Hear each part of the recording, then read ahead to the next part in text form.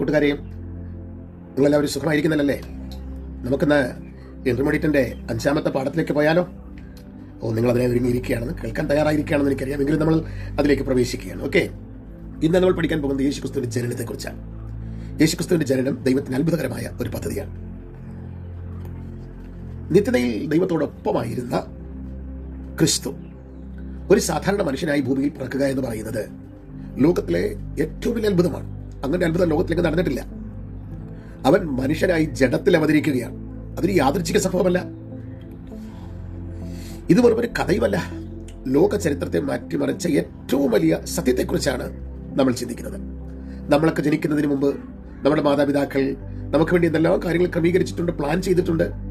അവരെ എങ്ങനെയാക്കണം, എങ്ങനെ പഠിപ്പിക്കണം എന്നൊക്കെയുള്ള കാര്യങ്ങളെക്കുറിച്ച് പോലും പലരും ചിന്തിച്ചു വെക്കാറുണ്ട്. അങ്ങനെയൊക്കെ ഒരു പക്ഷേ പ്ലാൻ ഇട്ടിട്ടുണ്ടാകാം. എന്നാൽ യേശുക്രിസ്തുവിന്റെ ജനനത്തെ സംബന്ധിച്ചിടത്തോളം അങ്ങനെയൊന്നും ആയിരുന്നില്ല. അത് ലോകമുണ്ടായ കാലം മുതൽക്ക് തന്നെ ദൈവം ഉണ്ടാക്കി വെച്ച പ്ലാൻ ആയിരുന്നു. ആ മാസ്റ്റർ പ്ലാൻ ആയിരുന്നു, ഒരു റെസ്ക്യൂ പ്ലാൻ ആയിരുന്നു. സത്യത്തിൽ അത് ഭൂമിയിൽ ഇന്നും ലോകത്തിൽ അനേകം ആയിരങ്ങൾ ജനിക്കുന്നുണ്ട്. എത്രയോ വലിയ ആളുകൾ ജനിച്ചിട്ടുമുണ്ട്. വലിയ ഡോക്ടേഴ്സ്, വലിയ തത്വചിന്തകന്മാർ, വലിയ ശാസ്ത്രജ്ഞന്മാർ, ജ്ഞാനികൾ, സാഹസികർ, അങ്ങനെ എത്ര ആളുകൾ ജനിച്ചിരിക്കുന്നു. എന്നാൽ യേശുക്രിസ്തു ജനനത്തിന്റെ പ്രത്യേകത എന്താണെന്ന് ചോദിച്ചാൽ, ഈ ജനിച്ച ആളുകളെ കുറിച്ചൊന്നും മുൻകൂട്ടി ആരും ഒരു പ്രവചനം പറഞ്ഞിട്ടില്ല. ഇന്നാരിപ്പോൾ ജനിക്കുമെന്നോ ഇങ്ങനെയാകുമെന്നോ ഒന്നും ആർക്കും പ്രവചിക്കാൻ കഴിഞ്ഞിട്ടില്ല. എന്നാൽ യേശുക്രിസ്തുവിന്റെ ജനനത്തെ സംബന്ധിച്ചിടത്തോളം മുൻകൂട്ടി പ്രവചിച്ചിരുന്നതാണ്. യേശുക്രിസ്തുവിന്റെ പിറവി ഒരു അത്ഭുതം തന്നെയാണ്. ദൈവത്തിന്റെ വാഗ്ദത്തമായിരുന്നു യേശുക്രിസ്തുവിന്റെ ജനനം. അത് മുൻകൂട്ടി പറഞ്ഞിരുന്നു. അതിൽ ഒരു 11 പോയിന്റ് അതിനകത്ത് പറഞ്ഞിട്ടുണ്ട് നമുക്ക് പഠിക്കാനുള്ളത്. ഏകദേശം ഞാനത് ഓടിച്ച് പറഞ്ഞു പോകാം. ഒന്നാമത്തെ കാര്യം, അവൻ സ്ത്രീയുടെ സന്തതിയായി ജനിക്കും എന്ന് ഉൽപ്പത്തി പുസ്തകം 3-ാം അധ്യായത്തിന് 15-ാം വാക്യത്തിൽ പറയുമ്പോൾ, ഗലാത്യ ലേഖനം 4:4 അതിന് നിവർത്തിയാണ്. ആ വാക്യം ഇങ്ങനെയാണ്. അത് നമ്മുടെ മനഃപ്പാഠ വാക്യമായി നമുക്ക് പഠിക്കാവുന്ന ഒരു വാക്യം കൂടിയാണ്, പഠിക്കേണ്ടുന്ന വാക്യമാണ്. എന്നാൽ കാലസമ്പൂർണ്ണത വന്നപ്പോൾ ദൈവം തന്റെ പുത്രനെ സ്ത്രീയിൽ നിന്ന് ജനിച്ചവനായി, ന്യായപ്രമാണത്തിന് കീഴിൽ ജനിച്ചവനായി നിയോഗിച്ചയച്ചത്. അവൻ ന്യായപ്രമാണത്തിന് കീഴിലുള്ളവരെ വിലയ്ക്ക് വാങ്ങിയിട്ട് നാം പുത്രത്വം പ്രാപിക്കേണ്ടതിന് തന്നെ ന്യായപ്രമാണത്തിന് കീഴിൽ ജനിച്ചു. അവൻ കന്യകയിൽ ജനിച്ചു. ഇതാണ് സ്ത്രീയുടെ സന്തതിയായി ജനിക്കും എന്ന് പറഞ്ഞ ആ വാക്യത്തിന്റെ അർത്ഥം. ഇനിയും അടുത്ത പ്രവചന ഭാഗം എന്ന് പറയുന്നത് ദാവീദിന്റെ സന്തതിയായി ജനിക്കും. യെശയ്യാവ് 11:1-2 വാക്യങ്ങളിൽ പറയുകയാണ്. മത്തായി സുവിശേഷം 1-ാം അധ്യായം 1-ാം വാക്യത്തിലും അങ്ങനെയാണ് പറയുന്നത്. അബ്രഹാമിന്റെ പുത്രനായ ദാവീദിന്റെ പുത്രനായ യേശുക്രിസ്തു വംശാവലി. യേശു ദാവീദിന്റെ കുടുംബത്തിലാണ് ജനിച്ചത്. അടുത്തത്, യേശു ബേത്ലഹേമിൽ ജനിക്കും. അത് മീഖ 5:2 പറയുന്നത്. അങ്ങനെ ജനിച്ചില്ലേ? അതിന്റെ നിവർത്തീകരണം മത്തായി 2:6, ലൂക്കോസ് 2:4-5 വാക്യങ്ങളിൽ കാണുന്നില്ലേ? നാലാമത്തെ കാര്യം, അവൻ കന്യകയിൽ ജനിക്കും. യെശയ്യാവ് 7:14, മത്തായി 1:18 മുതൽ 25 വരെ. അഞ്ചാമത്തെ കാര്യം, ജനനത്തിന് മുമ്പ് അവന് പാതയൊരുക്കാൻ ഒരുവൻ വരും. യെശയ്യാവ് 40:3, യോഹന്നാൻ 1:2-3, മത്തായി 3:3. യോഹന്നാൻ സ്നാപകൻ യേശുക്രിസ്തുവിന്റെ വഴിയൊരുക്കാൻ കടന്നു വരുന്നതിനെ കുറിച്ചുള്ള പ്രവചന ഭാഗമാണ് അവിടെ നമുക്ക് കാണാൻ പറ്റുന്നത്. ഇനിയും അടുത്ത ഭാഗം, ക്രിസ്തു അനേക പീഡകളിലൂടെ കടന്നു പോകും.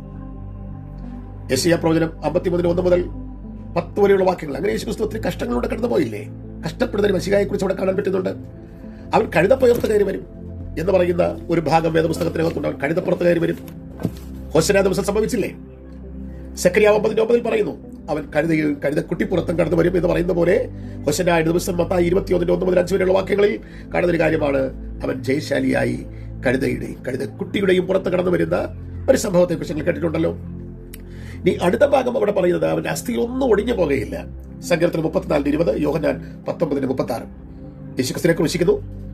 എന്നാൽ അവൻ മരിച്ചോ ഇല്ലയോ എന്ന് നോക്കുകയും ചെയ്യാം, അല്ലെങ്കിൽ അവന്റെ കാലൊടിച്ചു കളയാം എന്ന് കരുതി പടയാളികൾ വന്നു നോക്കുമ്പോൾ യേശുക്രിസ്തു മരിച്ചിരുന്നു. അതുകൊണ്ട് അവന്റെ കാലൊടിച്ചില്ല, അവന്റെ അസ്ഥികളൊന്നും ഒടിഞ്ഞു പോകുകയില്ല. അതും നിറവേറുകയാണ്. 9ാമത്തെ പോയിന്റ് എന്ന് പറയുന്നത്, അവന്റെ വസ്ത്രം അവർ ചീട്ടിട്ട് പങ്കിട്ടെടുത്തു. സങ്കീർത്തനം 22:18, മത്തായി 27:35. ഇനിയും അവൻ മരണവേദനയെ നിലവിളിക്കും. 10ാമത്തെ പോയിന്റ് ആണ്. മത്തായി 22:1, എന്റെ ദൈവമേ നീ എന്നെ കൈവിട്ടത് എന്താണെന്ന് വിളിച്ചില്ലേ?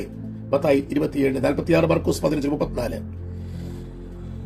ഇനിയും 11ാമത്തെ ഒരു പോയിന്റ് കൂടെ പറഞ്ഞ ഭാഗം നമുക്ക് നിർത്താം. അവൻ 3-ാം ദിവസം ഉയർത്തെഴുന്നേൽക്കും. സങ്കീർത്തനം 16:10 പറയുന്നു, ഒരു പരിശുദ്ധനെ ദ്രവത്വം കാണുവാൻ അവൻ സമ്മതിക്കുകയില്ല. പ്രവൃത്തി 1:2-3-2-31 വാക്യങ്ങൾ കാണുമ്പോൾ യേശു ക്രിസ്തു എന്നേക്കും മരിച്ച് മണ്ണ് മറിഞ്ഞ് ഒതുങ്ങിപ്പോയവരല്ല, അതിനേക്കാൾ ഉപരി യേശു ക്രിസ്തു മരണത്തെ ജയിച്ച് ഉയർത്തെഴുന്നേറ്റവരാണ്. ഇതെല്ലാം ദൈവം മുൻകൂട്ടി പറഞ്ഞതിനാൽ അതുപോലെ സംഭവിക്കും, അതുപോലെ സംഭവിച്ചു, ഇനിയും പറഞ്ഞിരിക്കുന്ന കാര്യങ്ങളും സംഭവിക്കും. യേശു ക്രിസ്തു ഭൂമിയിൽ ജനിച്ചത് പൂർണ്ണ മനുഷ്യനായിട്ടാണ്.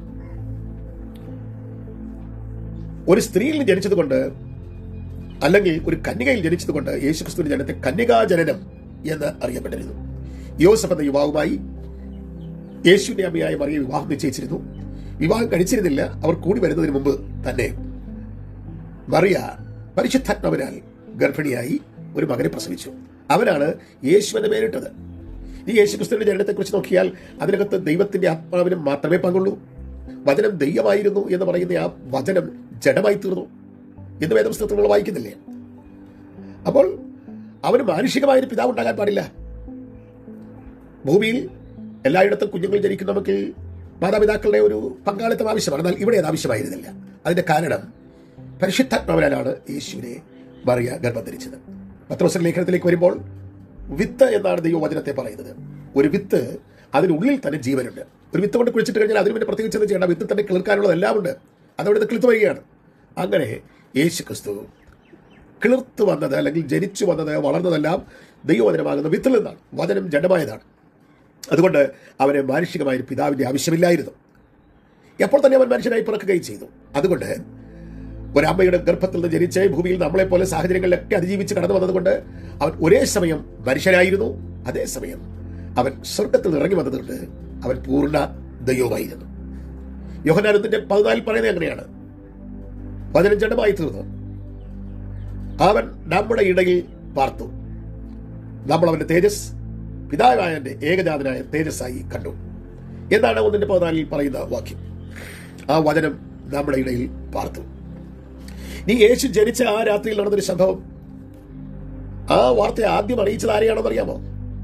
വലിയ രാജാക്കന്മാരെയോ പണ്ഡിതന്മാരെയോ അല്ല, മറിച്ച് വയലിൽ ആടുകളെ മേയിച്ചിരുന്ന സാധാരണക്കാരായ ആട്ടിടയന്മാരെയാണ്.